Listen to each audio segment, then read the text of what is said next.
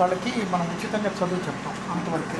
కానీ వీళ్ళకి అన్ని పిల్లలు ఇక్కడ ఉంది వీళ్ళందరూ ఇక్కడ ఉండేవాళ్ళు ఆ వరుస తప్ప వీళ్ళందరూ కూడా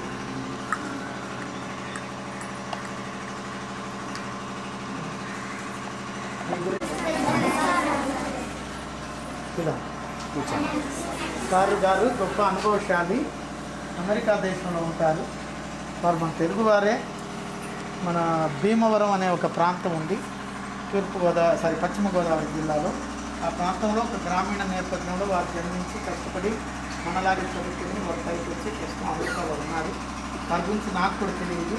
భాస్కర్ రెడ్డి తాతయ్య గారు నా దగ్గరికి పంపించారు. సార్ వారి గురించి ఇప్పుడు మనందరికీ చెప్తారు. కూర్చొని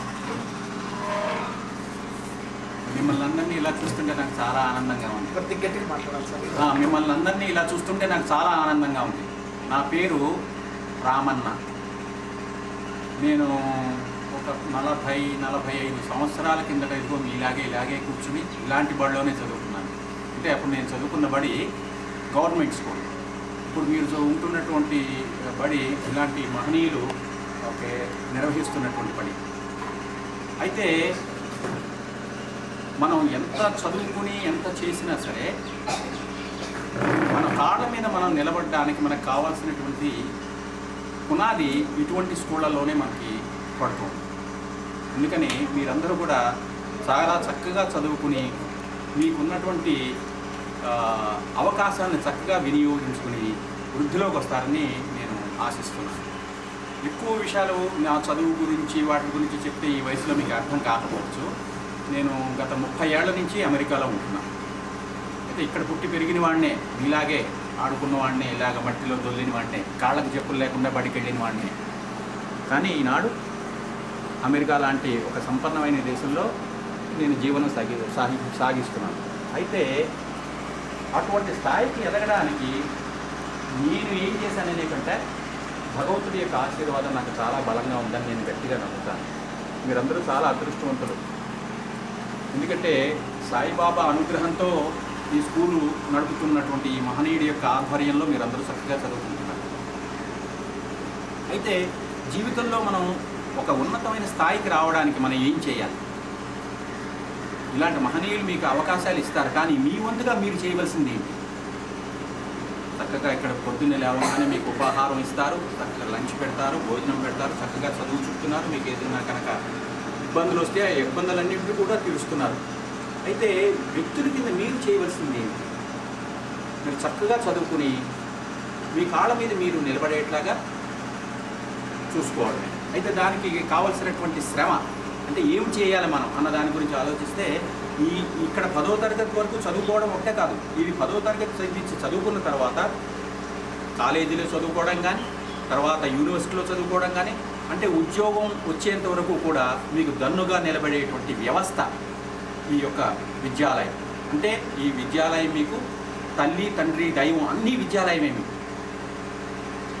దానికి మీరు చేయవలసిన ఒక కృషి చదువుకోవడమే కాకుండా సర్వమానవ సౌభ్రాతృత్వం, అంటే ప్రపంచంలో ఉన్నటువంటి మనుషులందరూ ఒకటే,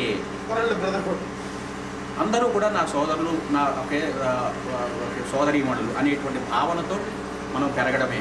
ఎటువంటి వైషమ్యాలు అంటే ఎటువంటి భేదాలు లేకుండా మనం చదువుకోవడమే కాకుండా మనం పెరిగి పెద్దవాళ్ళమై మన కాళ్ళ మీద మనం నిలబడి నలుగురికి ఇటువంటి సహాయం చేసేటువంటి స్థితిలో మనం ఉండగలగాలి. అదే ముఖ్యోద్దేశం అని చెప్పి మీ గురువుగారు చెప్పారు. సో మీరు అటువంటి ఆలోచన ధోరణితోటి పెరిగి పెద్దవాళ్ళై జీవితంలో ఒక మంచి స్థాయికి వస్తారని ఆశిస్తున్నాను. ఈ లోపల మీకు ఏమన్నా కనుక ప్రశ్నలు కానీ ఏదైనా ఉంటే కనుక సమాధానం చెప్తాను నేను. అది ఏం భయపడక్కర్లా. నేను కూడా మీకు ఒక తాతయ్య లాంటి వాడిని. భాస్కర్ రెడ్డి తాతయ్య ఉన్నాడు కదా, ఆ తాతయ్య లాంటి వాడినే నేను కూడా. కాబట్టి మీకు ఏదైనా ప్రశ్నలు ఉంటే నన్ను చక్కగా అడగచ్చు. నాకు కూడా భగవంతుడు 3 తల్లులు ఇచ్చాడు. నాకు 3 ఆడపిల్లలు. పెద్ద అమ్మాయి మెడిసిన్ చదువుతోంది, డాక్టర్ చదువుతుంది. 2వ అమ్మాయి నర్స్ చదువుతోంది. 3వ అమ్మాయి 12వ తరగతి చదువుతోంది. కాబట్టి నాకు ఆడపిల్లలు వాళ్ళు చదువుకుంటున్నారంటే నాకు అది చూడాలని వినాలని చాలా ఆసక్తి. మీరు ఏదైనా ప్రశ్నలు ఉంటే నన్ను అడగండి. ఎందుకంటే ఈ వయసులో మీకు ఇంకా ఇంతకంటే ఎక్కువ చెప్పాననుకో మీకు అర్థం కావడానికి అవగాహన సరిపోకపోవచ్చు. అందుకని మీకు ఏదైనా ప్రశ్నలు ఉంటే మీరు అడగండి, నేను చెప్పడానికి సిద్ధంగా ఉన్నాను. ఎవరికైనా ప్రశ్నలు ఉన్నాయా? ఎవరికైనా అడగడానికి ఏమీ లేవు. మనం మళ్ళీ అక్కడ కలుసుకుందాం. మనం ఇప్పుడు ఇక్కడ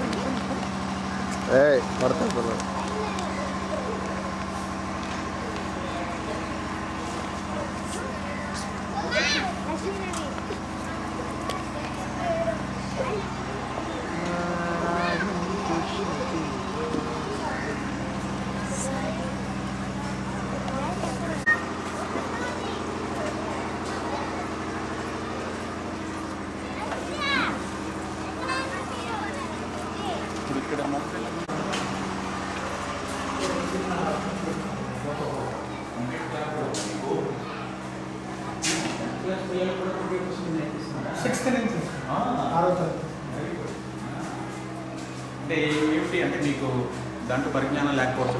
ట్రాన్స్పరెన్సీ ఏ నెల కాలంలో 5th నా సంతకం లేకపోతే పబ్లిష్ చేస్తాను. మనకు వచ్చిన చెక్కులు అవి విరాళాలు. ఈ బాబు ఆశ్రమ విద్యార్థి ఒకప్పుడు కాబడి ప్లాట్ఫామ్గా అడుక్కున్నప్పుడు ఇప్పుడు సబ్ ఇన్స్పెక్టర్గా గ్రే హౌండ్స్ అని తీవ్రవాద వ్యతిరేకతలతో చెప్తారు. నాకు భాస్కర్ రెడ్డి గారు ఫోన్ చేసి చెప్పారు, ఏమంటే పెట్టినాడు ఆయన గురించి ప్రే చేయండి మీరు అని కూడా చెప్పారు. 10వ తరగతి అమ్మాయిలు కూడా ఒకసారి మీరు ఇట్లా రావాల్సి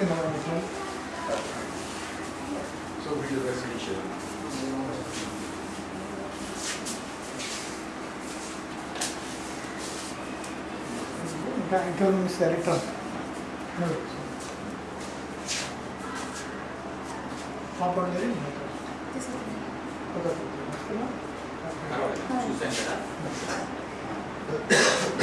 అమ్మాయిలు ఇంకొక 2 అమ్మాయిలు 5 మంది గ్రామంలో నుంచి 11 మంది.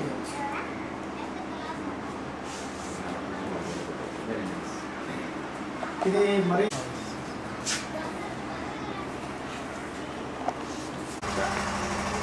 నిన్నలే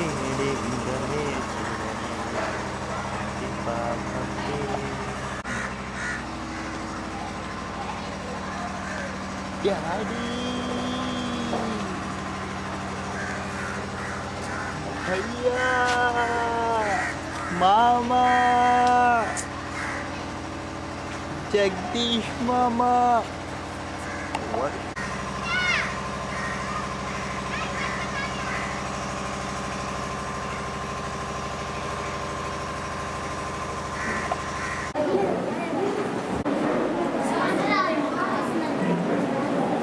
డియర్ చిల్డ్రన్, గుడ్ ఈవినింగ్. ఇప్పుడు మన ఆశ్రమం చూడడానికి శ్రీ రామన్న గారు, వీరిది పశ్చిమ గోదావరి జిల్లాలో భీమవరం అనే పట్టణానికి దగ్గరలో ఉన్న గ్రామం. కానీ వీరు ఎంతో కాలం క్రితము ఉద్యోగ నిమిత్తమై అమెరికాకి వెళ్ళి అమెరికా దేశంలో స్థిరపడిన వాస్తవ్యులు. మన భాస్కర్ రెడ్డి తాతయ్య గారు షిరిడి సాయిబాబా దేవాలయం వారి ద్వారా మన ఆశ్రమం గురించి విని సార్ అంత దూరం నుంచి అమెరికా దేశం నుంచి మన బడి చూడడానికి వచ్చారు. వారికి స్వాగతం చెప్పాం. వారి పాఠశాల అంతా కూడా క్లుప్తంగా వివరించడం జరిగింది. ఇప్పుడు వారు మిమ్మల్ని అందరినీ ఉద్దేశించి మాట్లాడతారు, ఆశీర్వదిస్తారు. థ్యాంక్ నుంచునే మాట్లాడతారు. Yes, that's better. మిమ్మల్ని అందరినీ ఇలా చూస్తుంటే నాకు చాలా ఆనందంగా ఉంది. ఎందుకంటే నేను ఇందాక ఆడపిల్లలతో తల్లులతో మాట్లాడాను. ఏంటంటే ఒక 40 సంవత్సరాల కిందట 40-45 సంవత్సరాల కిందట అలాగే కూర్చుని చదువుకున్నవాడిని. ఇప్పుడు మీరు ఎక్కడైతే కూర్చున్నారో అక్కడ ఉండేవాడిని. నేను చదువుకుని చక్కగా చదువు కోసం విదేశాలకు వెళ్ళాను 30 ఏళ్ల కిందట. అక్కడే చదువు పూర్తి చేశాను. చదువు పూర్తి చేసిన తర్వాత అక్కడే ఉద్యోగం చేస్తున్నాను. అయితే భారతదేశంలో ఉండేటువంటి మన విద్యా వ్యవస్థకి అమెరికాలో ఉండేటువంటి విద్యా వ్యవస్థకి ఉన్న తేడా ఏమిటి అనేటువంటిది చాలా కాలం నుంచి నేను పరిశీలిస్తూ వస్తున్నాను. అమెరికాలో అంటే అగ్ర దేశాల్లో చదువు అన్నది ప్రభుత్వం ఎంతో చదువు తీసుకుని ప్రతి వ్యక్తి కనీసం 12వ తరగతి వరకు చదువుకోవాలని చెప్పేసి నిర్ణయించి ఎటువంటి రుసుములు లేకుండా వాళ్ళని చదివిస్తుంది. అంటే ఏమిటి, ఇప్పుడు మీరు మీ ఇంట్లో ఉన్నారనుకోండి, మీ ఇంటికి స్కూల్ బస్ వచ్చి మిమ్మల్ని పిక్ చేసుకుని స్కూల్కి తీసుకొచ్చి స్కూల్ చదివి అయిపోయిన తర్వాత తీసుకెళ్ళి మళ్ళీ ఇంట్లో డ్రాప్ చేసేస్తుంది. అటువంటి వ్యవస్థ ఉంది. కానీ అన్ఫార్చునేట్లీ దురదృష్టవశాత్తు మన భారతదేశం ఇంకా ఆ స్థాయికి ఎదగల. ఇక్కడ మేధస్సు మిగిలిన దేశాలతో పోలిస్తే చాలా మనకి ఎక్కువ మేధస్సు ఉంది. ఇప్పుడు మీరు చిన్నపిల్లలు మీకు ఎక్కువ పరిజ్ఞానం లేకపోవచ్చు, కానీ ప్రపంచంలో భారతీయులకి అందరికీ కూడా ఒక విశిష్టమైన స్థానం ఉంది. ముఖ్యంగా ఈ టెక్నాలజీ ఫీల్డ్లో ఎక్కడికి వెళ్ళినా సరే భారతీయులు అంటేనే ఓహో భారతీయులు మీరు అయితే భారతీయులు అంటే మాకు చాలా ఇష్టం, ఎందుకంటే మీరు చాలా కష్టపడి పనిచేస్తారు అని చెప్పేసి వాళ్ళు భారతీయుల్ని ఎక్కువగా కోరుకుంటున్నారు. అందులో ముఖ్యంగా భారతీయుల్లో ఆంధ్రదేశం నుంచి వచ్చినటువంటి వాళ్ళు అయితే ఇంకా ఎక్కువ. ఎందుకంటే మనకి మిగిలిన రాష్ట్రాల్లో లేనటువంటి తెలివితేటలు మన రాష్ట్రంలో వాళ్ళకి చాలా ఎక్కువగా ఉన్నాయి.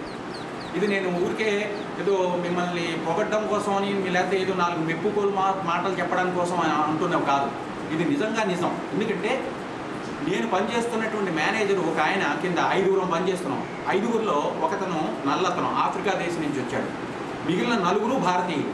ఆ 4గురిలో ఒకడు పంజాబ్ రాష్ట్రం నుంచి వచ్చాడు, మిగిలిన 3 తెలుగువాళ్ళు. అయితే చూడండి 5గురిలో 4 భారతీయులు 3 తెలుగువాళ్ళు. అంటే మీకు దాన్ని బట్టి తెలుస్తోంది కదా భారతీయులు వాళ్ళు ఎంత ఇష్టపడతారు.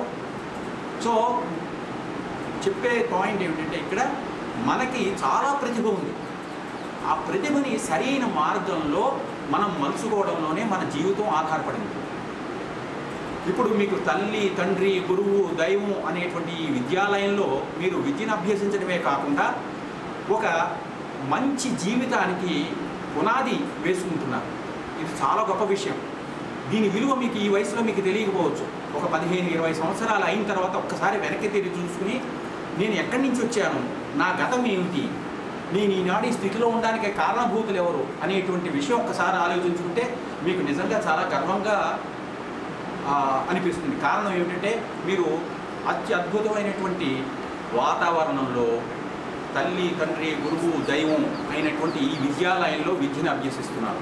విద్య కాకుండా విద్యతో పాటు కొన్ని మంచి నడవడి, ఓకే, మనం ఎలా బతకాలి, మంచి జీవన విధానానికి అవసరమైనటువంటి సూత్రాలు ఏమిటి, ఆ సూత్రాలన్నీ కూడా మీరు ఇక్కడ నేర్చుకుంటున్నారు. కాబట్టి నేను ఒకటే మాట చెప్తాను మీ అందరికీ, మీరు చేస్తున్నటువంటిది మీరు చదువుకుంటున్న దాని మీద దృష్టి పెట్టండి, కష్టపడి చదవండి. కష్టపడి చదవడమే కాదు, కష్టపడి పనిచేసే అలవాటు నేర్చుకోండి. నాకు మీ మాస్టర్ గారు చెప్పారు, మీరే ఇక్కడ కూరగాయలన్నీ పండిస్తున్నారు, పనంతా మీరే చేస్తారు, ఈ బిల్డింగ్లు కూడా మీలో మీ అందరి శ్రమదానం, మీ అంటే మీ ముందు తరాల వాళ్ళది, మీ ముందర చదువుకున్న విద్యార్థుల యొక్క శ్రమదానం ఉందని ఆయన ఇప్పుడు చెప్పినప్పుడు నాకు చాలా ఆనందం పొందాను. ఎందుకంటే ఇది మీ కుటుంబం, ఈ కుటుంబానికి మీ వంతు మీ మీ సేవ అనే మాట కంటే కూడా మీ పాత్రని మీరు చాలా అద్భుతంగా నిర్వహిస్తున్నారు.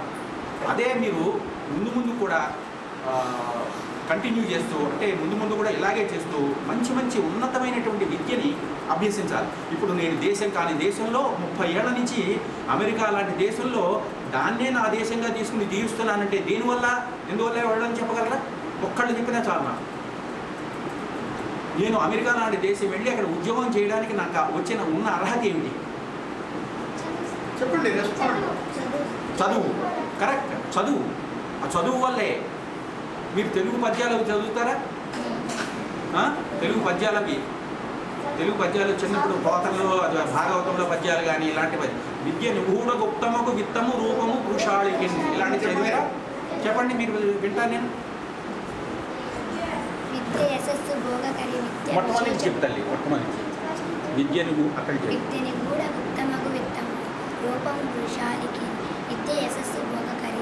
విద్య విదేశ బాంధుడాన్ విద్యకు సాటి ధనము లేదిలాన్ విద్య నృపాల పూజితము విద్య నెరుంగని వాడు మర్త్యుడే. మర్త్యుడే అంటే ఏమిటి అర్థం తెలుసా? ఎవరు విద్య రాని వాడు మర్త్యుడే అంటే అర్థం ఏమిటి? విద్య నిరుంగని వాడు మర్త్యుడే. మర్త్యుడే అంటే ఏమిటి అర్థం? ఎవరైనా చెప్పగలరా? మర్త్యుడే అంటే మానవుడేనా? విద్య రానివాడు మానవుడేనా? మర్త్యుడే మానవుడు అంటే ఆ విద్య యొక్క గొప్పతనం గురించి చెప్తూ ఆ చాటు పద్యాల్లో అంటే మీకు అర్థమైంది కదా. ఇప్పుడు దేశం కాని దేశంలో నేను అమెరికాలో ఉంటూ 30 ఏళ్ల నుంచి చక్కగా జీవిస్తున్నానంటే దానికి కారణం ఏమిటి? చదువు. ఆ చదువుని మటుకు మీరు ఎప్పుడూ నిర్లక్ష్యం చేయకండి. ఎందుకంటే